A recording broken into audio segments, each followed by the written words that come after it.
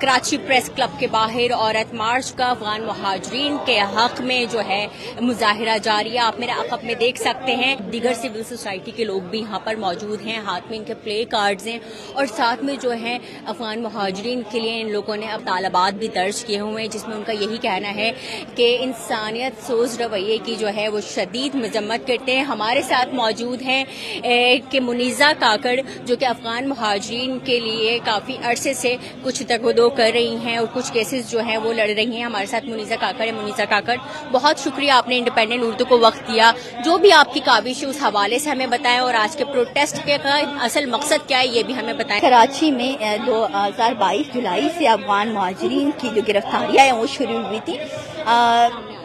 अभी जो हालिया जो गिरफ्तारियाँ हो रही है, जो निगरान हुकूमत ने ऐलान किया है, उनके मुताबिक जो है वो अभी तक यहाँ पे सिर्फ कराची में 1700 से ज़ायद मर्द, औरतें, बच्चे जो है गिरफ्तार हो चुके हैं अफगान मुहाजिरीन के। हमने आज ये एहतजाजी मुजाहरा औरत मार्च के प्लेटफॉर्म से बुलाया है।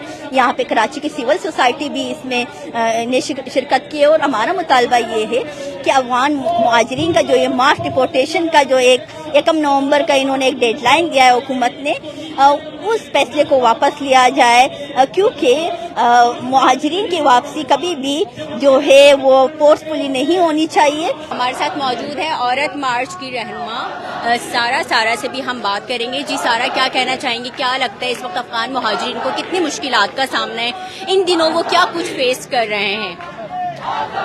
जी, जब से गवर्नमेंट ने ये डेडलाइन दी है कि इनकी डेपोटेशन इस महीने के आखिर तक होगी, तो तब से हम देख रहे हैं कि उनके अरेस्ट भी हो रहे हैं, उनके डिटेंशन हो रहे हैं, उनको हरासमेंट फेस करना पड़ रहा है लॉ इन्फोर्समेंट अथॉरिटीज से, और कई लोग डिपोर्ट हो भी चुके हैं। कई लोग जो यहाँ पर पाकिस्तान में सालों से रह रहे थे, उनके यहाँ पर लाइवलीहुड थे, वो भी डिपोर्ट हो रहे हैं, तो उनको इन मुश्किलातों का सामना फेस करना पड़ रहा है।